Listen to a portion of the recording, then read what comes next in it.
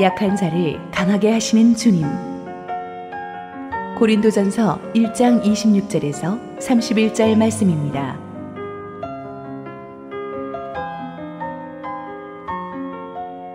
형제들아, 너희를 부르심을 보라. 육체를 따라 지혜로운 자가 많지 아니하며 능한 자가 많지 아니하며 문벌 좋은 자가 많지 아니하도다.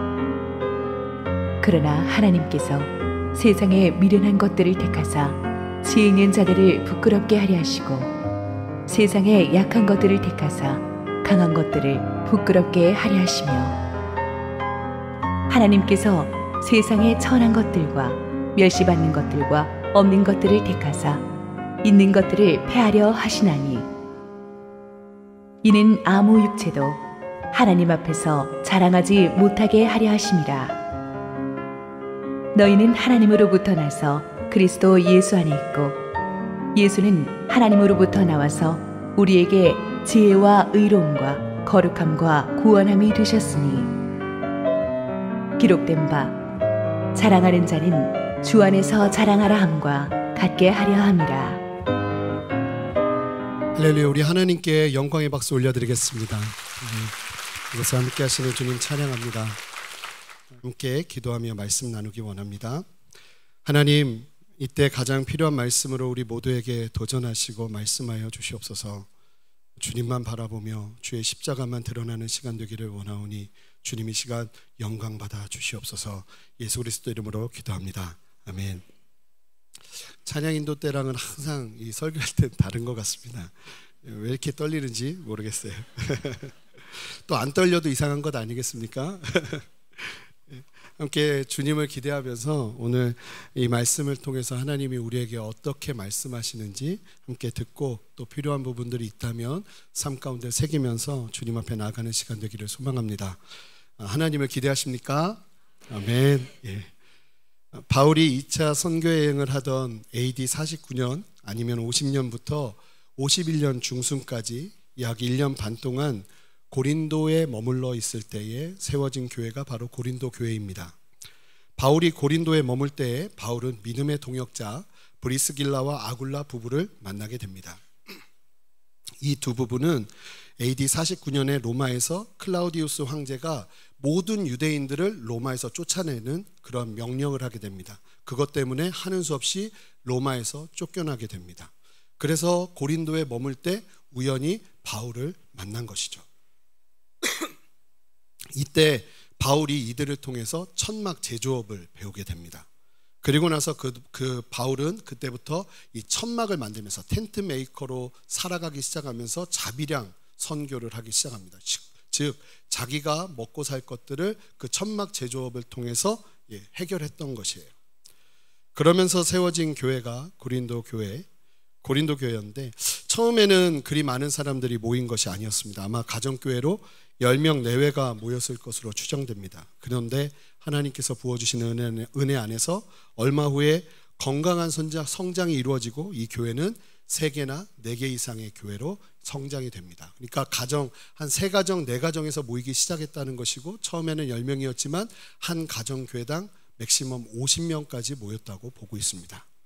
그렇게 모였던 성도들이 때로는 함께 한자리에 다 같이 모여서 예배하기도 하면서 그렇게 성장하고 있던 믿음의 공동체가 바로 고린도 교회였습니다. 그리고 이 공동체의 구성원은 당시 상류계층부터 하층민까지 다양하게 구성되어 있었는데 특별히 하층 계급 출신의 성도님들이 많은 수를 이루고 있었던 것을 보게 됩니다. 이런 고린도 교회는 성장하는 과정에서 많은 교회가 그 당시에 그랬던 것처럼 여러 가지 문제를 갖기 시작합니다. 그러자 바울이 떠난 후에 이런 문제들이 계속 일어나자 고린도 교회는 자신들의 문제에 관한 도움을 얻기 위해서 사도 바울에게 이 문제점들을 나누고자 편지를 보냅니다. 그때 전달된 문제가 이 결혼에 관한 겁니다. 왜냐하면 이 마지막 때 주님이 오시는 날이 얼마 남지 않았다고 하자 이 사람들이 결혼을 안 해요. 어차피 주님 오실 날까지 결혼 안 하고 사는 게 맞지 않냐 막 이런 혼란들이 있었어요. 그래서 결혼을 해야 되는가, 미혼녀에 관한 부분들 이런 질문들이 있고 두 번째는 우상에 바친 재물을 먹어야 되냐 말아야 되냐, 그 다음에 영적인 부분들에 대한 질문, 그리고 성도들을 돕는 헌금에 관한 것, 그리고 아볼로가 누구냐면 바울 다음으로 고린도 교회를 맡아서 사역했던 목회자입니다. 이 문제 말고도 바울은 고린도 교회들의 문제들을 후에도 듣게 됩니다.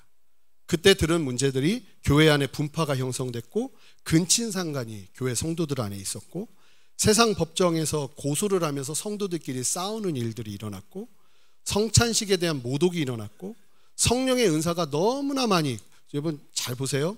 이렇게 죄가 많았는데 성령의 은사가 고린도 교회에 너무나 많았습니다. 그래서 고린도 전서에 나오는 이 은사에 관련된 부분은 모든 은사를 다 기술한 것이 아니라 그 당시 고린도 교회 교인들이 가지고 있던 은사들 안에 정리해야 될 영역들이 있는 것만 나눈 겁니다. 그래서 거기에 나오지 않은 은사들도 많이 있을 수 있어요. 그만큼 고린도 교회는 은사가 엄청나게 일어났던 교회였어요. 그런데 그 은사들이 진리 안에서 하나님의 인격 안에서 사용되어져야 되는데 무분별하게 사용되었던 거예요. 그래서 이걸 어떻게 해야 되는가? 그리고 부활에 대한 부인, 예수님이 부활하신 것뿐만 아니라 우리가 부활할 것에 대한 부인들이 일어나기 시작하면서 거짓 교사들에 의해서 사람들이 혼란스러워하자 이 부분들을 고쳐주고 가르쳐주기 위해서 바울이 고린도 전서를 쓰게 된 것입니다.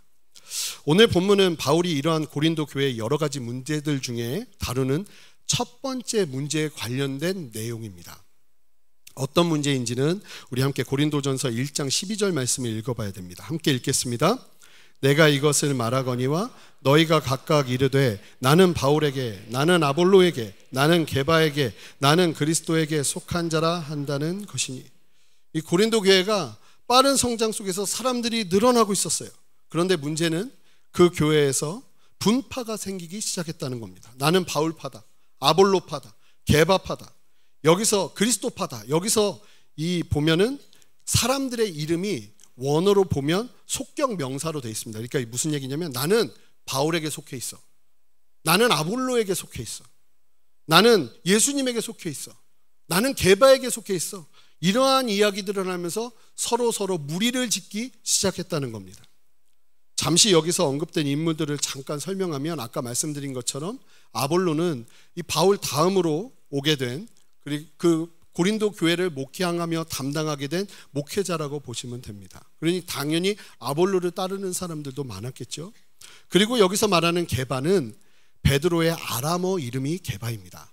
예수님께서 생전에 계실 때 공생의 사역을 하실 때 사용하셨던 말씀이 아람어입니다. 히브리어가 아니라 그 당시 유대인들은 대부분이 아람어를 사용하고 있었습니다. 그래서 예수님께서 돌아가실 때 엘리 엘리 라마 사박다니 하고 외치셨던 그 말도 히브리어가 아니라 아람어입니다. 여러분들 영화 보셔서 아시겠지만 더 패션 오브 크라이스트라는 영화를 보시면 이 배우들이 다 직접 그 당시에 쓰던 아람어를 직접 영어를 아람어로 바꿔서 그렇게 이제 대사를 합니다. 그만큼 이제 그 당시에 아람어가 그 고대 근동 지역의 중요한 언어였기 때문에 이 베드로라는 이름보다는 게바라는 이름이 유명했던 것 같습니다. 워낙 베드로가 이 게바가 고린도 교회에 간 적은 없지만 초대교회의 대표적인 사도기 때문에 이 게바의 영향을 받고 고린도 지역으로 온 사람들도 많았던 것 같아요. 그래서 그 안에서 나는 게바파다 이야기하는 사람들도 있었다는 거예요. 그리고 보면 그리스도파는 어느 누구의 파에도 이게 보니까 다 파를 짓는데 우린 파가 없어요.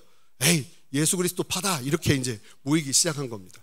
그런데 특별히 이 사람들은 영으로 임재하는 그리스도만을 추구하는 약간은 신비주의적 성향을 갖고 있는 사람들이었습니다.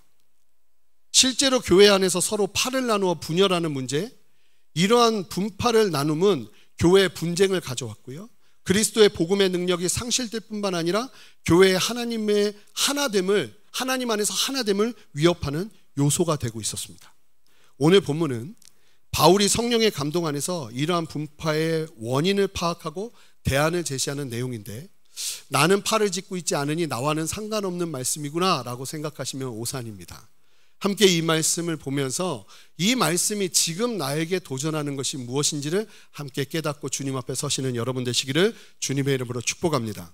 먼저 26절 말씀을 한 목소리로 읽어보겠습니다. 부르심을 보라, 육체를 따라 지혜로운 자가 많지 아니하며 능한 자가 많지 아니하며 문벌 좋은 자가 많지 아니하도다. 바울이 갑자기 이 문제를 해결하기 위해서 고린도 교인들에게 편지를 쓰는데 뭐라고 말하냐면, 너희들 봐라, 육체를 따라 지혜로운 자가 많지 않고 능한 자가 많지 않고 문벌이 좋은 자가 많지 않다라고 이야기합니다. 여기서 육체를 따라는 원어적으로 보면 야, 세상적인 관점에서 한번 봐봐 라고 이야기하는 겁니다. 즉 당시 고린도 교회의 교인 대부분이 세상의 관점으로 보면 어디 내세울 만한 것이 하나도 없다는 말입니다. 너희 중에서 지혜로운 사람도 없고, 이건 현명함을 이야기해요. 그러니까 현명한 사람이 없대요. 학벌이 좋은 사람도 없다고 이야기합니다. 여기서 학벌은 고귀한 사람들을 의미하는데 쉽게 말하면 상류계층의 사람들이 거의 없다는 얘기예요. 참 대단한 것이 아무리 강심장이라고 해도 요즘 누가 교회 오신 성도님들을 이런 식으로 이야기하고 대하면 교회가 어떻게 될까요? 그 목사님은 바로 쫓겨날 가능성이 높습니다. 아무리 구성원이 부족하다고 그래도 대놓고 야, 니네들 중에 학벌 좋은 사람 있어, 이런 이야기를 어떻게 하겠습니까? 그런데 바울은 대놓고 돌직구를 던집니다. 왜 그럴까요? 실제 당시 고린도 교회의 성도들의 구성을 보면 많은 사람들이 하층 계급에 있는 사람들이었습니다. 이 사람들은 당시 고린도 지역에서 함부로 고개를 들고 다닐 수 없었던 사람들이에요.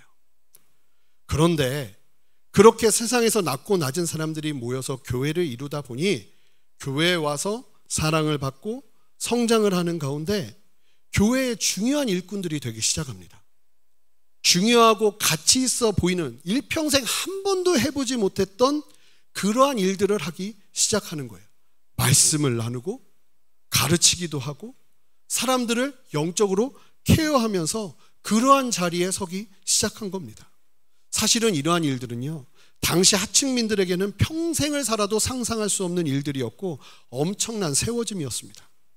실제 당시 초대교회 안에서 다양한 계층의 사람들이 세상의 계층의 한계를 뛰어넘어서 그리스도의 사랑 안에서 노예 신분의 성도가 상위 계층의 사람들을 양육하는 일들이 일어났으니, 제가 읽었던 책 중에 굉장히 도전받은 책이 하나가 뭐냐면 브리스길라와 아굴라 이 부부가 로마에 있을 때 그 집에 방문한 불신자가 기록으로 남긴 역사적인 기록입니다.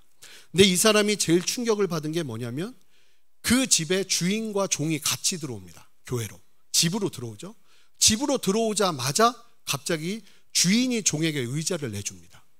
그리고는 추웠지 하고 주인이 종에게 국을 떠서 먼저 먹여줍니다. 자기보다 먼저 주인이 종을 섬기는 모습을 보고 굉장히 충격을 받습니다. 당시 초대교회 안에서는 이러한 일들이 비일비재하게 일어났다는 것입니다. 그런데 그렇게 세워지는 과정에서 고린도 교회의 교인들이 갑자기 분파를 만들고 자신들이 우월하다고 강조하며 분열을 조장하다니, 이것이 무엇을 말하고 있는 것일까요? 그 원인을 조금 더 구체적으로 살펴보도록 하겠습니다. 함께 우리가 읽은 26절에서 사실은 우리가 집중해야 될 부분은 후반부가 아닙니다. 전반부예요. 다시 한번 26절 말씀을 띄워주시겠습니까?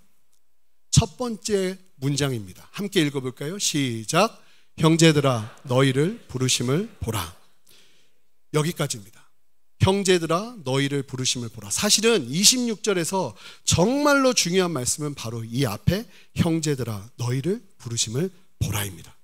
여기서 부르심이란 단어는 하나님께서 그냥 부른 게 아니라 주권적이고도 능동적으로 부르신 부르심을 의미하는 거예요.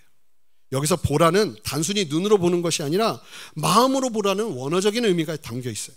그러니까 이 말씀은 하나님의 주권적인 선택에 의한 그 놀라운 부르심 마음 깊이 새겨봐라. 무슨 얘기예요?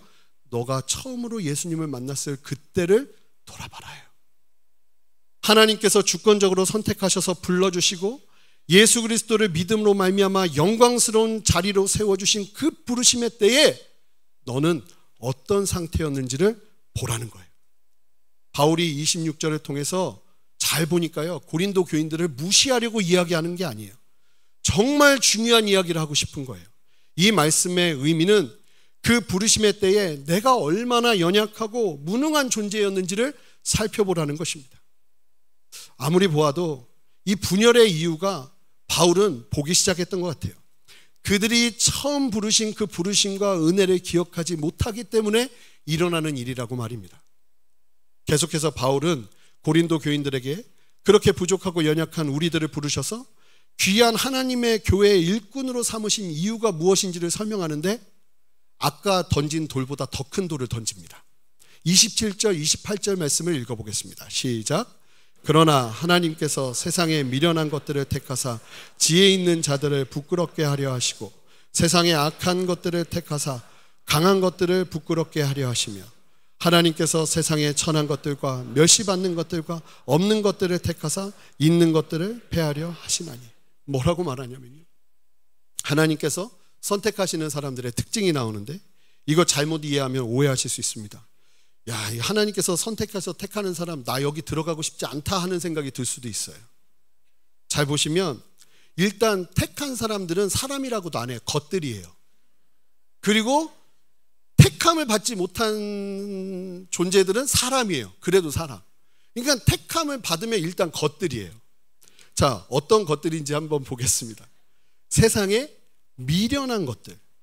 이건 뭐냐면요, 세상에서 아주 단순하고 지혜가 부족해요. 이런 사람들처럼 무서운 사람들이 없습니다. 단순한데 지혜가 부족해요. 이 사람들을 들어서 이 사람들을 부른다는 거예요. 그래서 지혜 있는 자들을 부끄럽게 하신대요.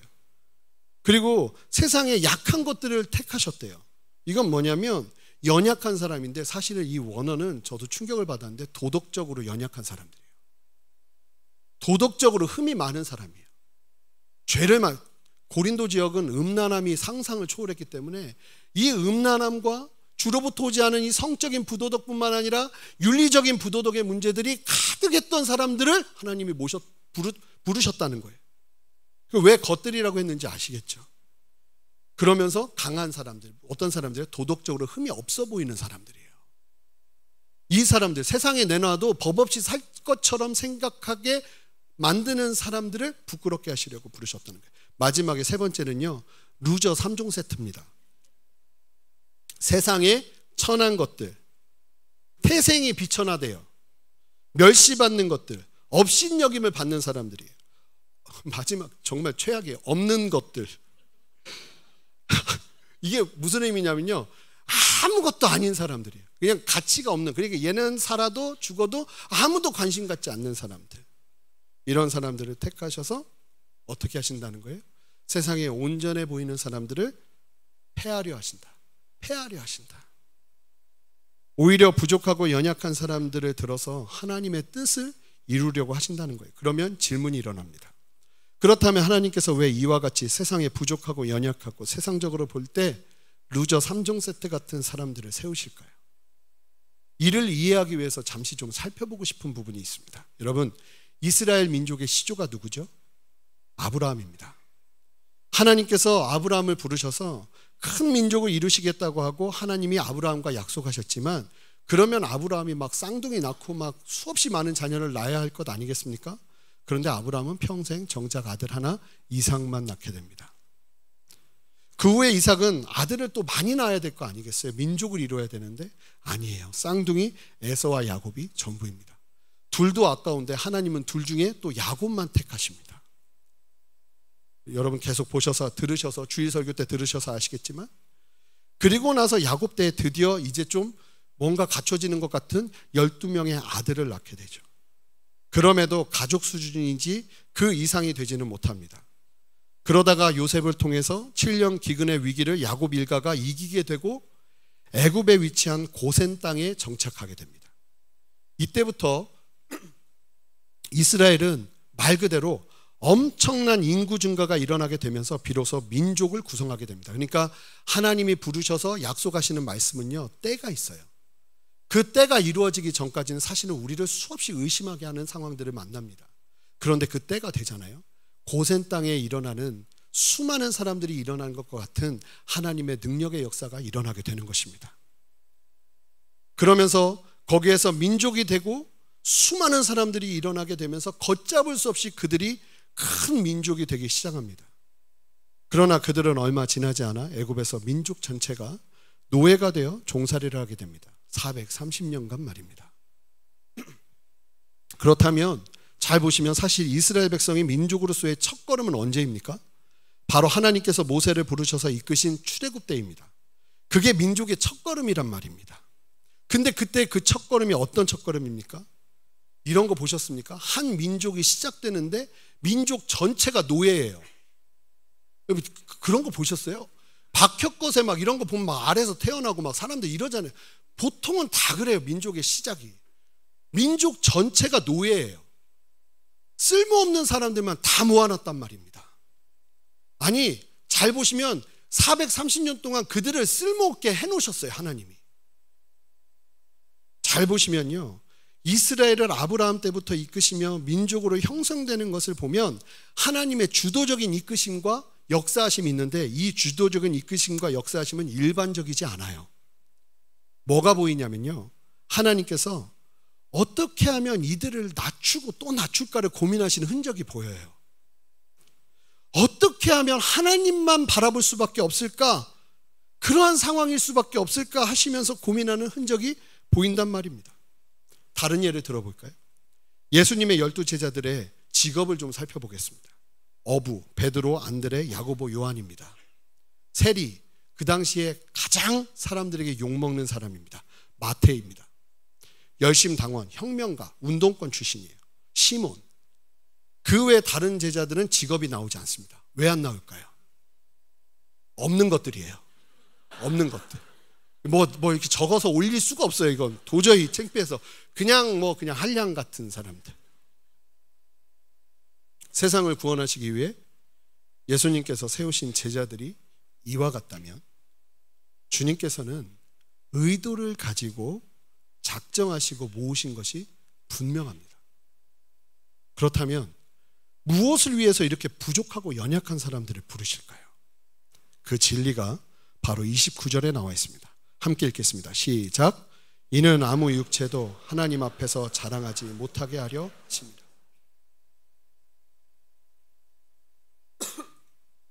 29절에 아무 육체도라는 말은요, 이런 얘기예요.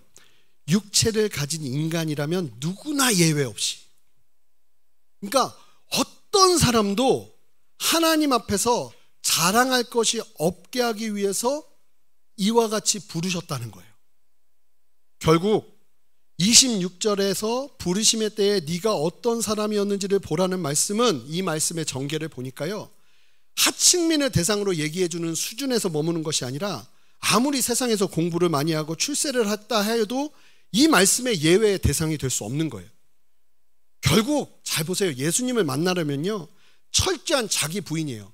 자, 무슨 얘기냐면 자기 부인은 나는 없다고 보는 거예요. 없는 것들이 되어야만 주님을 따라갈 수 있어요. 누구든지 나를 따르려거든 자기를 부인하고 자기 십자가를 지고 나를 좇아야 한다고 주님 말씀하셨거든요. 아무리 세상에서 갖고 있었다고 생각해도 예수님을 만나는 그때를 보면 내가 어떤 사람이 되냐면 없는 것들이 된다는 겁니다. 아무것도 없는 것들. 그렇게 자기 부인 속에서 예수님만 바라보고 얻게 되는 구원을 하나님은 지금 강조하고 계시는 거예요. 바울이 왜 이 이야기를 할까요? 고린도 교인들 모두가요, 정말 없고 가난하고 힘들고 대부분의 사람들이 그런 사람들이 모였는데, 그렇게 모여서 자기 부인을 통해서 예수 그리스도를 믿음으로 말미암아 구원을 얻고 그들이 그 구원을 받아서 하나님의 은혜 안에서 그리스도의 몸된 교회를 섬기며 하나님의 놀라운 구원 사역에 함께 동참하는 가운데 어느 순간 내가 평생 한 번도 해보지 못한 영혼을 다루고 하나님의 나라와 영광을 위해서 일하기 시작하고 평생 가치 없는 일에 내 삶이 들여지고 있었다고 생각했는데 이제 드디어 무엇인가 내가 가치 있는 일에 내 삶이 들여지고 있구나 라는 것이 보이기 시작하면서부터 갑자기 어떤 생각이 드냐면 내가 좀 괜찮은 사람이구나, 내가 좀 나은 사람이구나, 내가 좀 뛰어난 사람이구나, 주님이 나를 부르실 만했지, 이런 생각들이 들어가기 시작했다는 거예요. 자신들이 처음 예수님을 믿었을 그때를 기억하지 못하고 자랑을 일삼고 하나님이 아닌 바울과 베드로와 아블로 등 교회 지도자들에게 영광을 돌리기 시작하고 그들을 자랑하기 시작하고, 교만이 들어오면요 반드시 일어나는 일이 사람을 높이는 일이 일어납니다. 자기를 드러내든지 다른 누군가를 바라보든지. 영적인 교만 가운데 자신들이 받은 은사로 자신들 스스로를 자랑하며 내세우는 영적 교만이 그들 안에 일어나기 시작했던 거예요. 이렇게 주님 앞에 세움받은 것이 자신들의 지혜나 능력에 의한 것이 아니라는 그 중요한 사실을 잊어버리고 마치 나에게서 특별한 능력이 있는 것처럼 이 고린도 교인들이 착각하기 시작했다는 것을 바울은 지금 말해주고 있는 거예요. 세상의 인본주의적인 자랑거리가 교회로 들어오기 시작하고, 그런 세상의 기준으로 영적 리더들을 평가하기 시작하고, 교회의 분파를 만들고 있는 아주 심각한 문제의 원인을 바울은 짚어내고 있는 것입니다. 이것이 바울이 고린도 전서에서 처음으로 이 문제를 다루는 이유에 그만큼 심각하다는 거예요.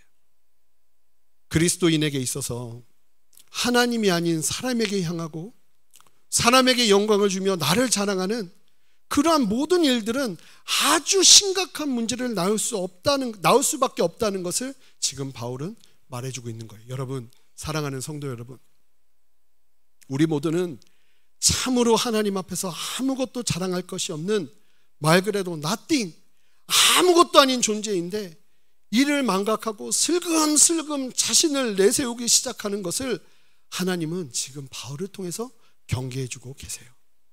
예를 들어 보겠습니다. 기드온 아시죠?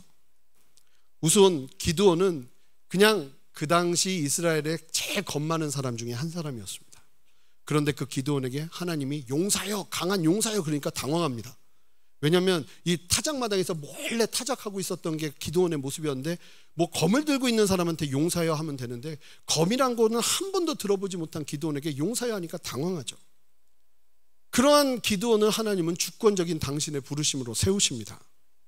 그리고 이스라엘을 치기 위해 진을 미디안 군사 13만 5천 명을 싸우도록 기드온을 세워서 군대를 조직하게 합니다. 처음에 이스라엘의 장정 아시는 것처럼 2만 2천 명이 모였는데 하나님은 계속 너무나 많다고 하세요. 그러면서 싸우기에는 가장 유해 보이는 사람 300명만 남기시고 싸우라 하십니다. 그러면서 다음과 같은 말씀을 하시죠.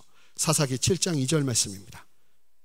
여호와께서 기드온에게 이르시되 너를 따르는 백성이 너무 많은즉 내가 그들의 손에 미디안 사람을 넘겨주지 아니하리니 이는 이스라엘이 나를 거슬러 스스로 자랑하기를 내 손이 나를 구원하였다 할까 함이라. 이 부분이 전쟁 전체를 통해서 강조됩니다. 그래서 기드온을 부르시고 군사를 모으시고 전쟁을 치르는데 칼을 들고 가지 못하게 해요. 300명하고 뭐 가지고 갔는지 아시잖아요. 횃불, 항아리, 양강나팔. 말이 안 되는 거죠. 전쟁을 해야 되는데 13만 명이 넘는 사람들과 싸워야 되는데, 쉽게 말하면 이 싸움은 절대로 사람이 일도 일할 수 없는 과정이에요. 그리고 그 안에서 아시는 것처럼 결국 기드온과 300용사가 승리하지 않아요. 그런데 문제는 다음에 일어나요. 기드온이 승리하자 갑자기 기드온이 뭐라고 하는지 아세요? 승리의 수확물인 미디안의 금과 보석과 왕들이 입던 옷을 승리의 대가로 자기에게 좀 달래요. 그러더니 뭘 하냐면요, 금을 모아가지고 자기 마음대로 에봇이 있어요. 에봇이 뭐냐면 대제사장이 하나님을 예배할 때 겉옷 위에 입는 조끼 같은 거예요. 거기에 흉배를 붙이고 12보석이 달리게 돼요. 그 에봇인데 그 에봇을 금으로 만들어 놓습니다. 놀라운 것은 이 에봇이나 성전의 기물들은 하나님이 말씀하신 그대로, 재질도 그대로 만들어야 되는데 갑자기 기드온이 하나님보다 높아진 거예요. 자기 마음대로 금 에봇을 만들기 시작합니다. 그런데 더 놀라운 것은 이 금 에봇을 만들자 사람들이 이 금 에봇을 하나님을 섬기는 데 쓰지 않고 음란하게 섬기기 시작합니다. 성경에 나온 얘기입니다. 그리고 갑자기 기드온이요, 아내를 많이 두기 시작합니다. 엄청난 사람입니다. 아들만 70명이었다고 합니다. 갑자기요. 대표적인 아들이 설명되는데 그 아들의 이름이 아비멜렉입니다. 아비멜렉, 이 히브리어가 굉장히 좀 비슷합니다. 내 아비는 멜렉이다 하는 뜻입니다. 멜렉은 왕이에요. 쉽게 말하면 내 아버지는 왕이래요. 아들 이름이 내 아버지는 왕이라면 무슨 얘기일까요? 사사시대엔 왕이 없어요. 기드온이 왕처럼 살았다는 거예요. 나중에 보면 기드온의 최후는요, 참으로 추악하고 추악해요. 어두워요. 비참해요. 잘 보니까 하나님께서 왜 기드온에게 그토록 적은 수의 사람으로 싸우게 하시고 하나님이 아니면 이길 수 없는 전쟁을 하셨는가를 알 수 있어요.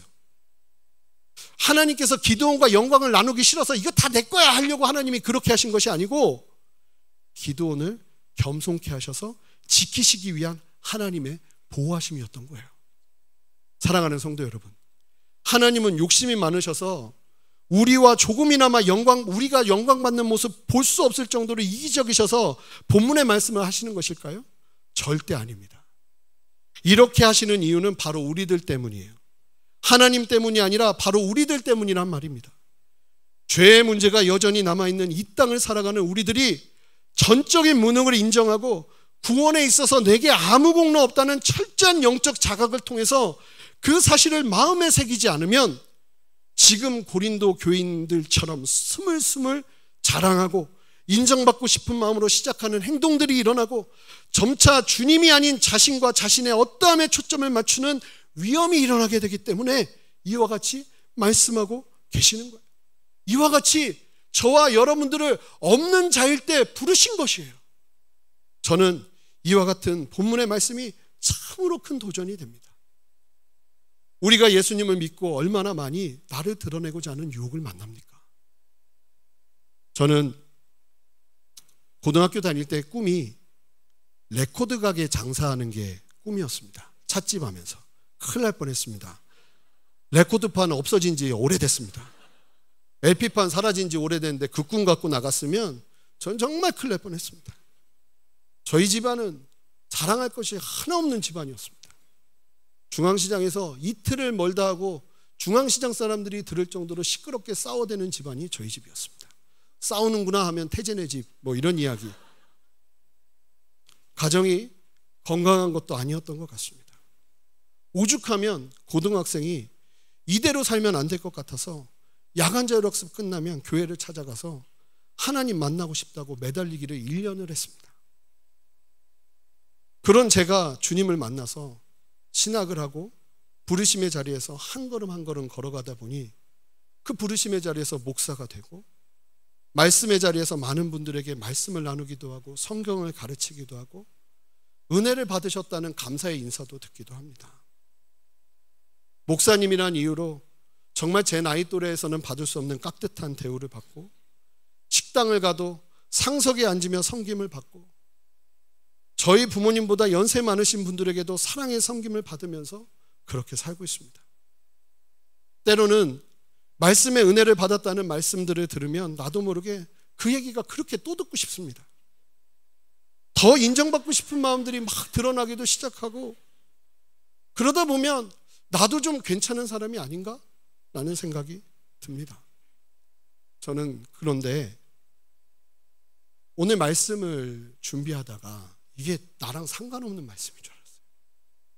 그런데 이게 나한테 주시는 말씀이더라고요. 제가 목숨 걸고 기억해야 될 것이 무엇일까요? 이 자리를 당연히 여기며 내가 더 높은 자리에 올라가기 위해 누군가를 누르고 나와 함께하는 분파를 만들고 하는 것인가요? 아니요, 절대로 그렇지 않습니다. 아니, 절대 그럴 수 없습니다. 제가 목숨 걸고 기억해야 되는 것은 바로 예수님께서 저를 부르셨을 때 바로 그때입니다. 자랑할 것 하나 없는 그때만 기억하면 겸손해지고 그럴 때마다 주님의 부르심이 놀랍기만 하고 저도 아까 여기 앉아있는데 내가 어쩌다 여기에서 이렇게 사역하고 있나? 올라와서 여기서 잠시 생각하는데 이 많은 성도님들 앞에서 내가 어쩌다가 여기 와 있나? 이런 생각이 듭니다. 이렇게 주님의 부르심의 자리를 기억하는 것이 얼마나 좋은 결과를 가져오는지 몰라요. 처음에 주님께서 저를 불러주실 때보다 지금 돌아보면 그 나를 부르셔서 나와 함께 하시면서 주님의 강함을 드러내시는 그 은혜와 역사를 보는 것이 얼마나 큰 은혜인지 다시 돌아보게 되는 것 같아요. 함께 30절, 31절 말씀을 읽어보겠습니다. 읽겠습니다.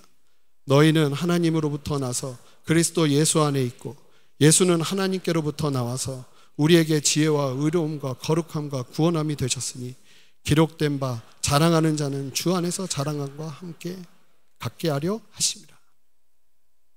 우리는 어떤 사람들인가? 이제 바울이 진짜 하고 싶은 얘기를 여기서 합니다. 우리는 하나님의 부르심을 통해서 예수 그리스도를 믿음으로 말미암아 예수 그리스도 안에 거하게 되었습니다. 그리하신 목적이 뭐냐면 너 잘나라고가 아니라 하나님께로부터 나오신 하나님의 선물이 되신 예수님께서 우리의 지혜와, 왜냐하면 지혜가 없는 사람들이었기 때문에, 여러분 지혜는요 공부를 통해서 얻어지는 것도 있지만 그것은 한계가 있어요. 하늘로부터 오는 지혜가 있습니다. 그 지혜가 부어지기 시작하면 이건 또 다른 문제가 돼요. 하나님이 그렇게 지혜가 되주신다는 거예요. 의로움과 거룩함, 아까 얘기 들었잖아요. 도덕적으로 흠 많은 사람들이 너무나 많았다고요. 그런데 그런 연약한 자들이 예수 그리스도를 바라보는 가운데 주님의 은혜로 거룩함을 덧입게 되어지는 역사를 경험하는 것입니다. 여러분들에게 그러한 역사가 일어나시기를 주님의 이름으로 축복합니다. 하나님께서 그렇게 부르시면서 구원함이 되셨다는 거예요. 즉 구원에 관련된 모든 것을 누가 한 거예요? 예수님이 하셨다는 거예요. 그러므로 성도들의 삶에서 오직 유일한 자랑은 예수 그리스도뿐임을 말씀해주고 있는 거예요. 오직 예수 그리스도. 고린도 교인들이 예수 그리스도 안에 있게 된 유일한 이유는 복음을 전한 사역자들 때문이 아니라 결국은 오직 예수님 한 분만으로 인함인데, 이 사실을 망각하고 사람을 높이니 이 얼마나 개탄스러운 일이겠습니까? 제가 좋아하는 책들을 많이 쓰신 존 파이퍼 목사님이 계세요. 그분의 책 중에 차별 없는 복음이라는 책을 읽다가 참 감동이 된 부분이 있었습니다. 얘기를 들어보니까 이래요. 좀 설명해 드리겠습니다. 이 존 파이퍼 목사님이 처음 예수님을 만날 때 자기는 인종차별주의자였대요. 백인 우월주의자. 그런데 지금 이 목사님이 어디에서 사역하고 계시냐면 다민족이 모여있는 공동체에서 목회를 하고 계세요. 그러다 보니 하나님께서 그렇게 편협하고 부족했던 자신을 부르셔서 구원하심에 대한 감사가 그 목사님에게 항상 있었다고 해요. 그러던 중에 이 존 파이퍼 목사님이 열심히 교회 사역을 하고 있는데 목사님이 50살이 되었을 때, 이때가 이분이 굉장히 유명해지고 사역을 막 하실 때예요. 갑자기 지인으로부터 흑인 아이가 버려졌는데 목사님이 생각해서 연락이 왔다고, 이런 전화 굉장히 무서운 전화 아닐까 싶습니다. 그 전화를 받아요. 그런데 물론 거절해도 되는데 이 이야기가 목사님과 사모님에게 부담이 되기 시작한 거예요. 이미 존 파이퍼 목사님은 4명의 자녀가 있었대요. 그리고 이미 50살이고요. 새로운 아이를 키우기에는 이 나이가 너무 큰 부담이 되었을 텐데 그럼에도 불구하고 기도하기 시작했대요. 그리고 하나님은 이런 마음을 주셨대요. 아내를 사랑하고 이 어린 소녀를 내 친딸처럼 사랑하며 죽는 날까지 인종화합에 헌신해라. 이 응답을 받고 아이를 입양하여 키웠다는 이야기예요. 저는요, 아이를 입양했다는 이야기에 감동이 된 것이 아니라 존 파이퍼 목사님이 50세면 참 귀한 사역들을 하면서 너무나 큰 도전들을 미국 전역에 나누고 있는 상황이었는데 이미 인정받고 존경받을 수 있는 그 자리에 있었을 텐데 그럼에도 불구하고 이분이 계속 생각하고 있었던 게 항상 내가 그렇게 백인 우월주의자였고 그렇게 편협한 시각을 갖고 있었는데 그때 나를 부르셨다는 그 처음 부르심을 항상 기억하고 살아가고 있었다는 거예요. 이게 얼마나 큰 도전이 되는지 모르겠어요. 여러분, 오늘 말씀의 결론은 그러므로 예수님이 아닌 다른 자랑거리는 만들지도 말라는 것입니다. 바울이 이것이 얼마나 중요했던지 고린도 교회에 그 많은 문제들이 있었는데 고린도전서 1장에서 가장 먼저 다루고 있어요. 그만큼 주님만 자랑이 되지 않고 사람이 자랑이 되기 시작하는 것 자체가 너무나 위험하고 심각한 적신호라는 것을 말해주고 있는 거예요. 바울의 인생도 그가 얼마나 하나님 앞에서 귀한 사역을 감당하며 죽음도 두려워하지 않는 헌신하며 살아냈습니까? 그런 그가 그의 인생의 마지막 시기에 그의 아들과 같은 동역자 디모데에게 편지를 쓰면서 이 바울이요 이런 얘기를 합니다. 우리 함께 디모데전서 1장 15절 16절 말씀을 한 목소리로 읽어보겠습니다. 미쁘다 모든 사람이 받을 만한 이 말이요 그리스도 예수께서 죄인을 구원하시려고 세상에 임하셨도다 하였도다. 죄인 중에 내가 괴순이라. 그러나 내가 긍휼을 입은 까닭은 예수 그리스도께서 내게 먼저 일체 오래 참으심을 보이사 후에 주를 믿어 영생 얻는 자들에게 본이 되게 하려 하심이라. 일평생을 살아가며 아무것도 아닌 나를 사용하셔서 이와 같이 귀한 복음의 일을 감당하게 하신 하나님에 대한 철저함을 넘어 처절할 정도의 감사와 감격이 바울의 마음 가운데 있었던 것을 볼 수 있어요. 그러니 그가 이처럼 놀라운 사역을 감당하고도 너무나 당연하게 이런 말을 하는 겁니다. 나는 죄인 중에 괴수다. 사랑하는 성도 여러분, 지난주 주일에 있었던 세례식을 기억하시죠? 세례가 무엇입니까? 나는 죽고 원래는 침례였다고 보잖아요. 물에 들어갔다 나옵니다. 침례는 거꾸로 들어갔다 나옵니다. 우스갯소리로 그런 얘기를 합니다. 목사님께서 이게 세상에 많이 방황하다 오신 분들은 물에 좀 오래 뒀다가 이렇게 일으켜 세운다 이런 얘기도 합니다. 들어간다는 건 뭐냐면 난 이제 죽는다는 겁니다. 나오는 건 뭐냐면 이젠 주님과 함께 산다는 겁니다. 세례가 무엇입니까? 나는 이제 죽고 예수의 보혈의 공로로 구원을 얻은 새 사람이 되어 주님만을 위해 살아가겠다는 고백입니다. 이 고백은 우리가 살면서 조금도 흐려지면 안 되는, 변질되면 안 되는 고백인 것입니다. 그러나 어느덧 신앙생활을 하다 보니 처음 나를 부르셔서 죽을 수밖에 없는 내가 예수 보혈의 공로 의지함으로 구원을 얻은 기쁨과 감사가 희미해지고 주님만 의지하며 주님만 높이며 나를 철저히 부인하며 주님을 쫓아야 하는 그 걸음이 주님보다는 나를 믿고 사람을 의지하고 돈을 의지하며 걸어가는 걸음으로 흔들리고 계시지는 않습니까? 여러분, 주님께서 여러분들을 부르셨을 그 부르심의 때를 기억하십시오. 세상의 영향 가운데 젖은 여러분들의 머리는 그래도 세상을 의지해야 한다고 말할지는 모르지만 그럼에도 불구하고 여러분들의 가슴에 새겨진 예수 구원의 흔적을 바라보시면서 다시 주님만 높이셔야 합니다. 오늘 고린도 교회의 수많은 문제들을 해결하기 위해 바울이 가장 먼저 오늘 본문을 다루는 것을 보면 여러분들의 수많은 문제가 있다 해도 그 문제들보다 먼저 확인되고 점검되어야 될 부분이 바로 오늘 본문의 도전임을 기억하시기 바랍니다. 주님께서 나를 부르신 부르심과 구원의 은혜, 항상 겸손하게 나를 부인하고 오직 예수 그리스도만 바라보고 의지하며 나아가는 여러분 되시기를 주님의 이름으로 축복합니다. 혹시 주님 없어도 잘 되는 것 같은 상황 가운데 계신 분들 계십니까? 동일합니다. 그럼에도 여러분, 그런 분들이라면 더 엎드리셔야 됩니다. 이게 주님 없어도 잘 될 것 같은 안정감 가운데 있으시다면 더 엎드리셔야 합니다. 위험한 때고 적신호입니다. 엎드리며 주님만 바라보는 믿음을 취하고 주님 앞에 엎드려 시작할 때 여러분들은 재정에 끌려가는 인생이 아니라 재정을 다스리는 인생으로 바뀌며 하나님만 의지하는 인생이 되는 인생으로 변화될 줄 믿습니다. 이 시간 함께 우리의 유일한 자랑 되시는 예수 그리스도만 바라보며 나아가지 않으시겠습니까? 함께 기도하겠습니다. 존귀하신 주님, 주님만 바라보며 서겠습니다. 주님이 우리를 부르신 그 부르심의 때를 기억하며 서겠습니다. 우리 안에 역사하셔서 다시 한번 주님이 부르신 그 부르심의 때를 기억하며 주 앞에 서게 하여 주시옵소서. 예수 그리스도 이름으로 기도합니다. 아멘.